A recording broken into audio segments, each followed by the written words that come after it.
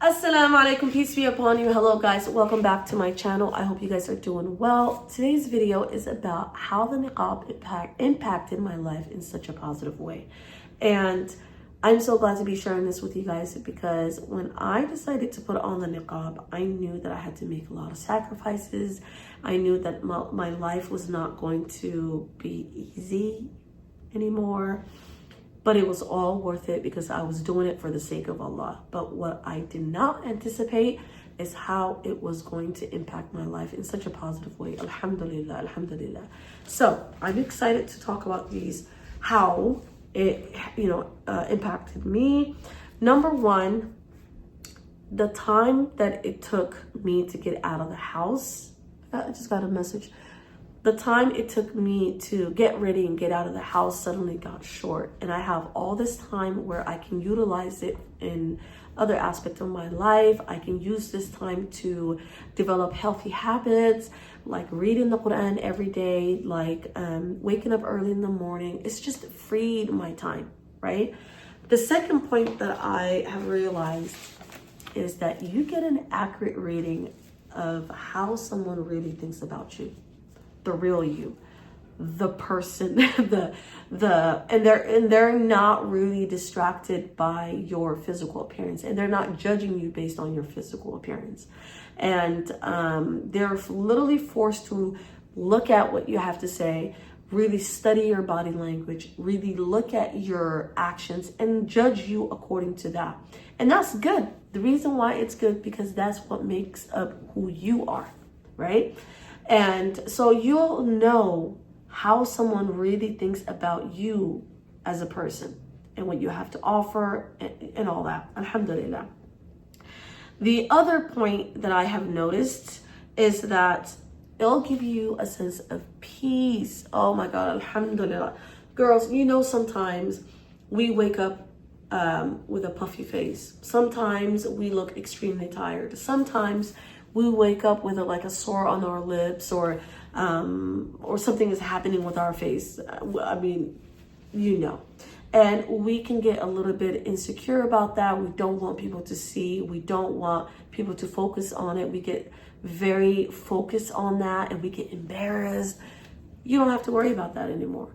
So I feel very, very peaceful. I don't really think about it. I can have all the sore, whatever. My face could be really tired. Nobody's asking me, oh, you look tired today. What was happening last night? What was, I don't have to worry about that, alhamdulillah. I can think about other things that really matter in my life, like my kids and, other stuff, alhamdulillah. Number 4, it's a conversation starter. And that is really good because it's a chance for you to give dawah.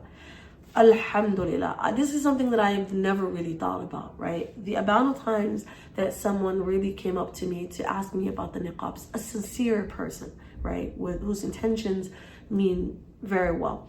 They're just very curious about the niqab. They come to you and they ask you about, or they come to me and ask me about, why I've done this or what's going on or what's the reason behind it or I make it sound negative, but they're curious about the niqab, and then it always leads back to Islam, and it's a chance for you to give da'wah, alhamdulillah, and get closer to Allah in this way.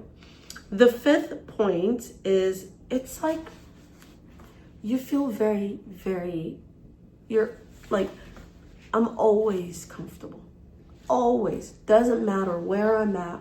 I just feel comfortable in my own skin. I feel like I'm wearing a blanket all day, every day. I feel warm. I just feel comfortable, very, very comfortable. And that allows me to really just be who I am, focus on other things. I don't have to worry about, oh my God, today I'm uncomfortable. What am I wearing? Or none of that. I just feel cozy, comfortable, warm, myself. Alhamdulillah, alhamdulillah, alhamdulillah. The 6th point, and this is something,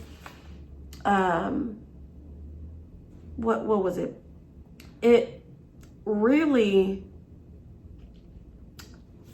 pushes away people with bad intentions.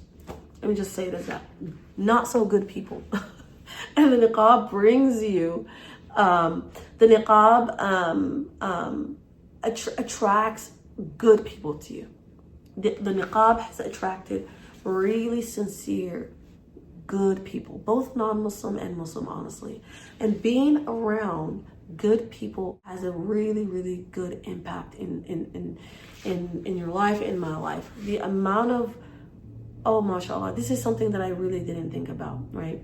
Alhamdulillah. But when I say that it pushes away people who, I wouldn't say, okay, their intentions is okay, bad, okay, I get it, but their lifestyle isn't good.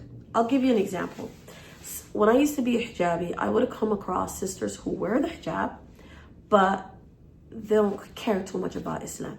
They're living that double life, right? They were raised with the hijab, but they were kind of forced.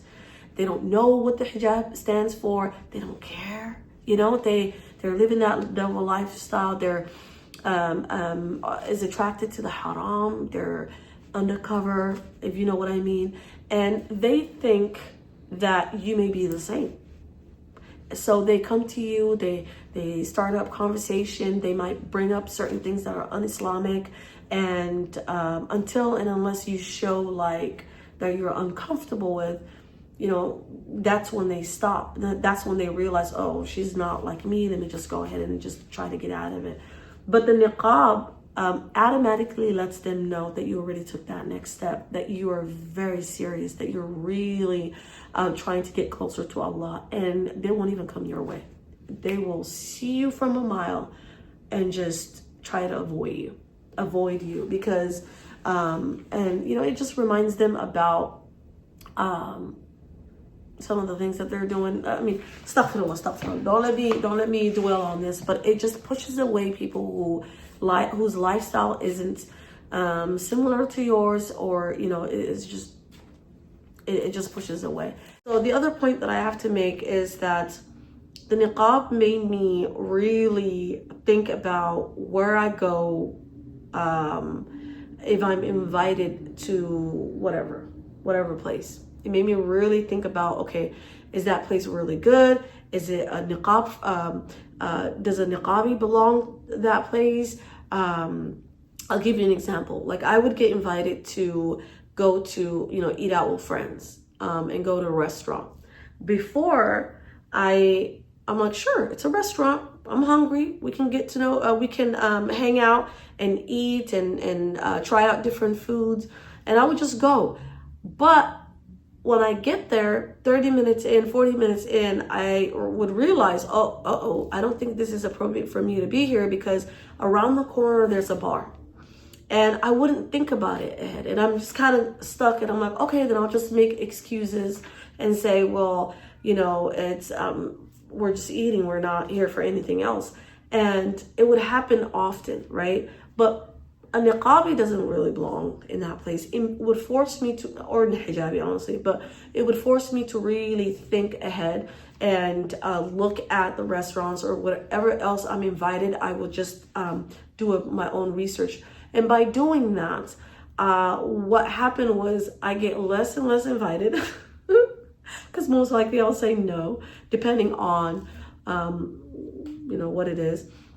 And that's a good thing because then it leaves a room for really good people to come into my life, and it forced me to really seek going to places where it's mostly